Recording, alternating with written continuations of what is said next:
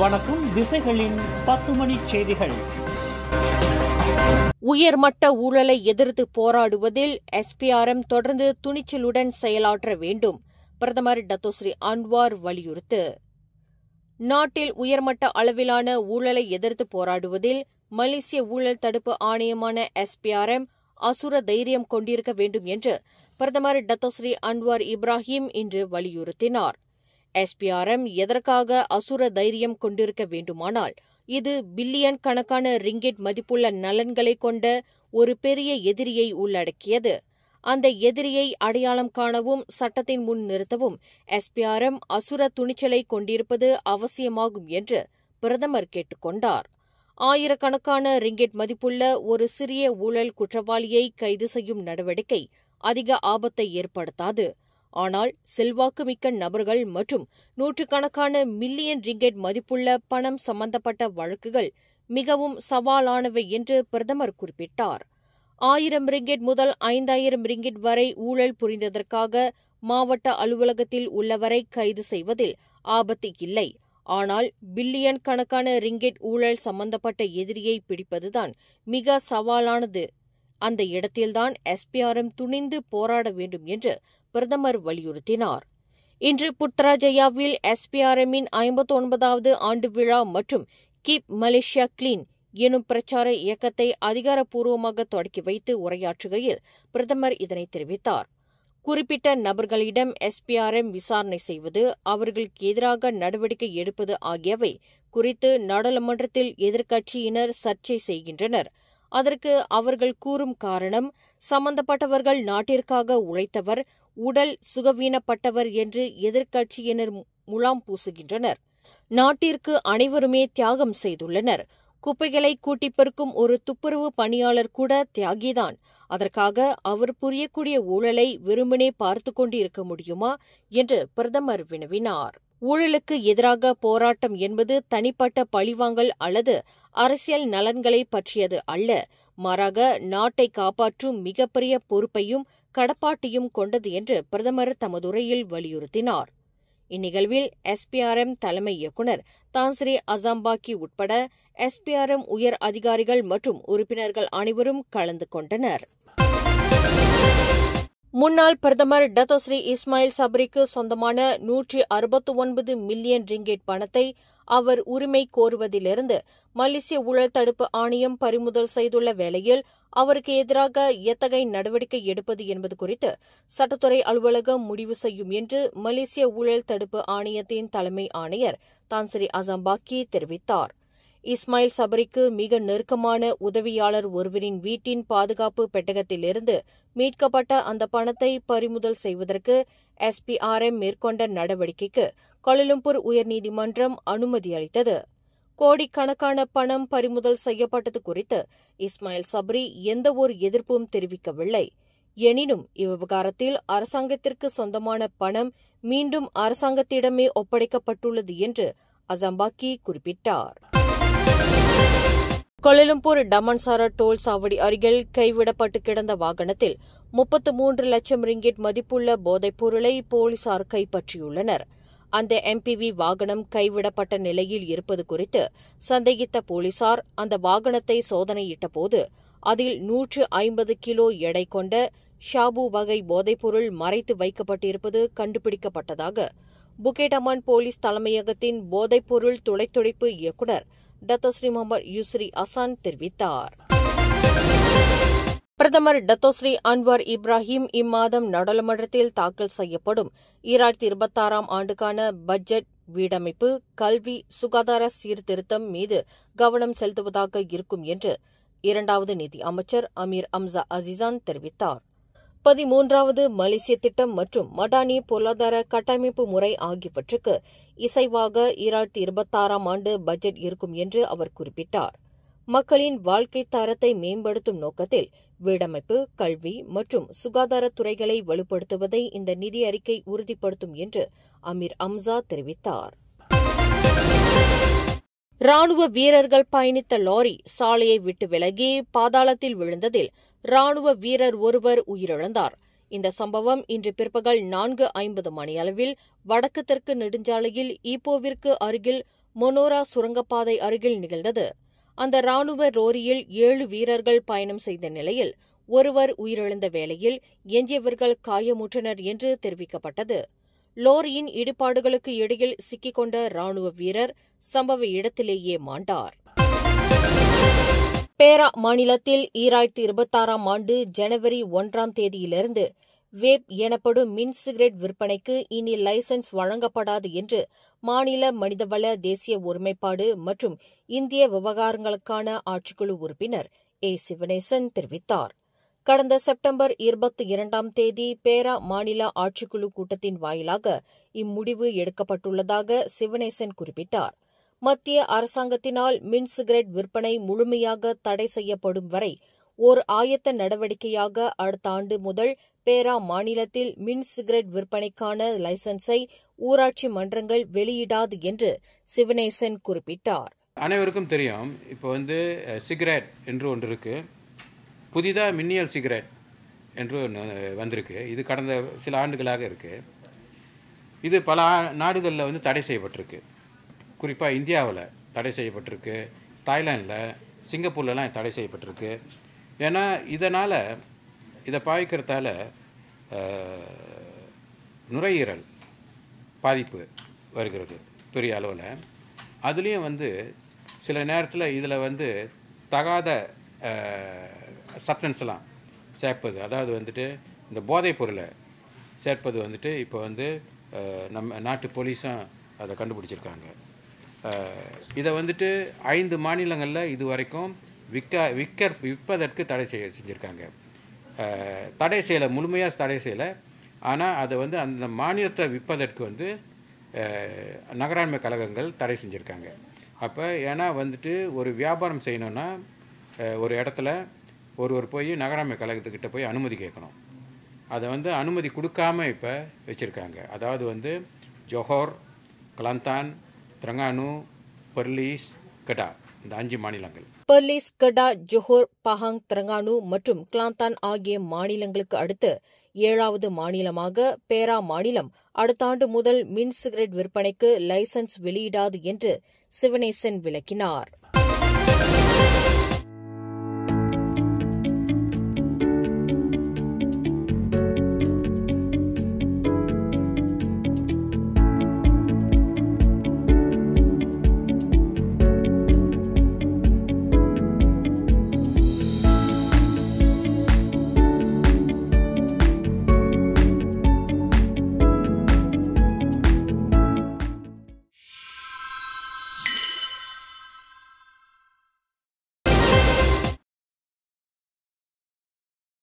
வரும் 16வது பொதுத் தேர்தலில் கிராகான் கட்சி பினாங்கு மாநிலத்தில் தனது சொந்த சின்னத்தில் போட்டியிடுவதற்கு முன்மொழிந்த திட்டத்தை பரிசீலனை செய்ய தயார் என்று பரிகாத்தான் நேஷனல் தெரிவித்துள்ளது.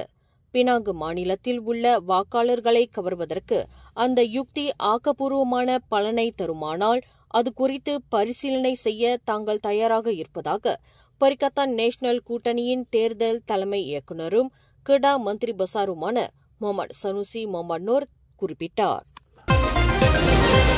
இன்று சரஸ்வதி பூஜையை முன்னிட்டு சுங்கைப்பட்டாணியில் மக்களின் நம்பிக்கையுடைய நிறுவனமான முத்தையாஸ் கேஷ் அண்ட் கேரி தனது வருடாந்திர நடவடிக்கையாக பெரிய அளவிலான நலத்திட்ட முயற்சியாக 12,500 இந்திய மாணவர்களுக்கு உணவு வழங்கியது. 30 வருடங்களுக்கு மேல் செயல்பட்டு வரும் இந்த அறப்பணி மூலம் கிடா மாநிலத்தில் உள்ள மாணவர்களுக்கு பாதுகாப்பான முறையில் தயாரிக்கப்பட்ட சைவ உணவுகள் வழங்கப்பட்டன. இம்முறை கிடா மட்டுமில்லாமல் பினாங்கில் உள்ள பள்ளிகளுக்கும் உணவு பாக்கெட்டுகள் வழங்கப்பட்டன. கிடா மாநிலத்தில் 59 தமிழ் பள்ளிகள், கொலமுடா மாவட்டத்தில் 12 இடைநிலைப் பள்ளிகள், சுங்காய்பட்டாணியில் 5 தனியார் பாலர் பள்ளிகள், பினாங்கில் 7 தமிழ் பள்ளிகள், பினாங்கில் உள்ள ஒரு ஆசிரமம், பேரா கெரிக்கில் உள்ள ஒரு தமிழ் பள்ளி, பர்லீஸ் கங்காரில் உள்ள ஒரு தமிழ் பள்ளி என மொத்தம் 86 பள்ளிகள் பயன்பெற்றன. சுங்காய்பட்டாணி ஜாலான் கோலக்கட்டில் புக்கான் லாமாவில் உள்ள நவர் துர்கை அம்மன் ஆலய வளாகத்தில் சமையல் ஏற்பாடுகள் அனைத்தும் முந்தைய நாள் இரவு முதல் நடைபெற்று வந்த வேளையில் இன்று காலை 6:30 மணி முதல் மதியம் 12:30 மணி வரை உணவு தயார் செய்யப்பட்டு பள்ளிகளுக்கு அனுப்பப்பட்டன. இந்த தொண்டு பணியில் உள்ளூர் அரசு சாரா இயக்கங்கள், சங்கங்கள் மற்றும் பொது இயக்கங்களின் உறுப்பினர்கள், உள்ளூர் இளையோர்கள், பல்கலைக்கழக மாணவர்கள், சுற்று வட்டார மக்கள் என சுமார் 350 தன்னார்வலர்கள் ஒத்துழைப்பு நல்கி இத்திட்டத்தை வெற்றியடைய செய்தனர். முத்தையாஸ் கேஷ் அண்ட் கேரி நிறுவன உரிமையாளர் திரு வாசுதேவன் முத்தையா கூறுகையில், சரஸ்வதி பூஜையை முன்னிட்டு வருடம் வருடம் இந்த பணியை தாங்கள் செய்து வருவதாக குறிப்பிட்டார். சரஸ்வதி பூஜை இன்னைக்கு வருஷம் வருஷம் நாங்க செய்யறோம். இதோட ஒரு 35 வருஷமா செஞ்சுக்கிட்டு இருக்கிறோம். இந்த வருஷம் வந்து பிணைங் பள்ளிக்கூடமும் நாங்க செய்யறோம். பிணைங்ல ஒரு 11 பள்ளிக்கூடம், பொர்லிஸ் பள்ளிக்கூடத்துக்கு செய்யறோம். பேரால கிரீக்கும் ஃப்ரோ செய்யறோம். கடால 58 தமிழ் பள்ளிக்கூடம், இது வந்து பிரைமரி ஸ்கூல். இதே போல ஸ்கோலா மணங்காக்கு ஒரு 11 பள்ளிக்கூடம் செய்யறோம். டோட்டல் பாலர் பள்ளியும் செய்யறோம். மொத்தம் 86 ஸ்கூல் இந்த வருஷம் நாங்க செய்யறோம். இது செஞ்சுக்கிட்டு இருக்கிறோம். இந்த வாட்டி ஒரு 12,800 பேருக்கு உணவுப் பொருட்கள் கொடுத்துருக்கிறோம். இன்னும் வேலை ஓடிக்கிட்டு இருக்கு எங்களுக்கு. நாங்க இன்னும் எல்லா பள்ளிக்கூடத்துக்கும் அனுப்பிக்கிட்டு இருக்கிறோம். பேசிக்கலி நாங்களே தான் அந்த மாதிரி எல்லா பள்ளிக்கூடத்துக்கும் அனுப்பிடுவோம். வாலண்டியர்ஸ் நிறைய வருவாங்க. எங்களுக்கு நிறைய கூட்டாளிங்க எல்லாம் தூரத்துல இருந்து, சிங்கப்பூர்ல இருந்து, கேஎல்ல இருந்து, பிணைங்ல இருந்து எல்லாம் வந்து உதவி செய்வாங்க. இது வந்து முத்தியாசம் எல்லாத்துக்கும் தெரியும். அதனால நாங்க வந்து தொடர்ந்து செய்வோம். இது அந்த மாதிரி விடப்பட்ட பிள்ளைங்க, கஷ்டப்படுற பிள்ளைங்க, படிப்புக்கு பின்தங்கிய பிள்ளைங்களுக்கு நாங்க நிறைய உதவி செய்வோம். அது நாங்க சொல்றதை செஞ்சு காட்டணும் இல்ல, ஏன்னா இன்னும் தெரியணும் மக்களுக்கு. நாங்க செஞ்சுக்கிட்டு தான் இருக்கிறோம். யாருக்கு யூனிவர்சிட்டிக்கு போறதுக்கு முடியல, அதனால உதவி செய்வோம். சரஸ்வதி பூஜையை முன்னிட்டு ஆகம விதிப்படி அன்னதானம் வழங்கி வரும் முத்தையாஸ் நிறுவனத்தின் இந்த அர்ப்பணி போற்றத்தக்கதாகும் என்று சோமசுந்தரம் தமிழ் பள்ளியின் துணை தலைமை ஆசிரியர் ஜெயசங்கர், புறப்பாட நடவடிக்கை ஆசிரியர் ராமசாமி மற்றும் சிவகுமார் விவரித்தனர். அறம் சார்ந்த ஒரு பணியை வந்து நீண்ட காலமா அவரு ஒரு வாசுதேவன் அவரு சொல்லியிருக்காரு. இது உண்மையிலேயே வந்து பாராட்டுக்குரிய செயல். வெறும் ஒரு வியாபாரம் அந்த நோக்கம் இல்லாம அதை தாண்டி இந்த சமுதாயத்துக்கு, குறிப்பாக இந்த கலைஞர் விழா வரும்போதெல்லாம் எல்லா தமிழ் பள்ளிகளுக்கும் அவர் கொடுக்கிற அன்னதானம் வந்து உண்மையிலேயே அவருடைய பேசுறது. முத்தியாஸ் நிறுவனத்துக்கும் மற்றும் தொண்டுடைய படைக்கும் எங்களுடைய நன்றியை பள்ளி சார்பாக தெரிவித்துள்ளது.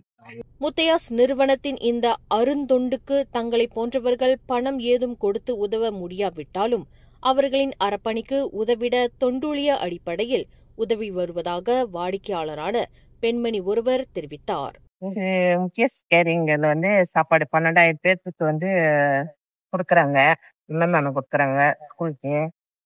அப்ப நாங்களாம் வந்து வாடிக்கையாளர் எங்களுக்குலாம் சொல்லியிருந்தாங்க. நாங்களும் வந்து சப்போர்ட் பண்றோம். இல்லை எங்களுக்கும் ஒரு பங்கு இருக்கு. அதனால பண உதவி செய்ய முடியலனாலும் இந்த மாதிரி சின்ன சின்ன தொண்டுங்கள் நாங்க செய்யறோம். இந்த வருஷம் 12,000 பிள்ளைங்களை கொடுக்குறாங்க. அடுத்த வருஷம் இன்னும் கூட கொடுக்கணும்னு இறைவனை பிரார்த்திக்கிறோம். முத்தையாஸ் நிறுவனத்தின் அர்ப்பணிக்கு உதவிடுவதில் தாங்கள் மகிழ்ச்சி கொள்வதாக மற்றொரு வாடிக்கையாளர் ஒருவர் தெரிவித்தார். முத்தியாஸ் ரொம்ப நன்றி. பள்ளி மாணவர்களுக்கு இந்த மாதிரி அன்னதானம் பண்றது. அடுத்த வருஷம் இன்னும் கூடிய வேண்டிக்கிறேன்னு கேட்டுக்கொள்கிறேன்.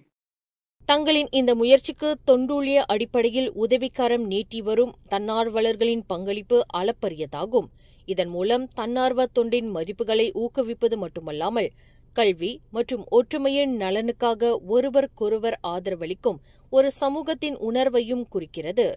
ஒரு அர்த்தமுள்ள தொண்டு பணியை வெற்றிகரமாக மாற்றுவதில் அனைத்து தரப்பினரின் ஒத்துழைப்பு, ஆதரவு மற்றும் அவர்களின் அர்ப்பணிப்புக்காக ஏற்பாட்டாளர்கள் என்ற முறையில் நன்றியை தெரிவித்துக் கொள்வதாக முத்தையாஸ் கேஷ் அண்ட் கேரி நிறுவனத்தின் உரிமையாளர் திரு வாசுதேவன் முத்தையா குறிப்பிட்டார்.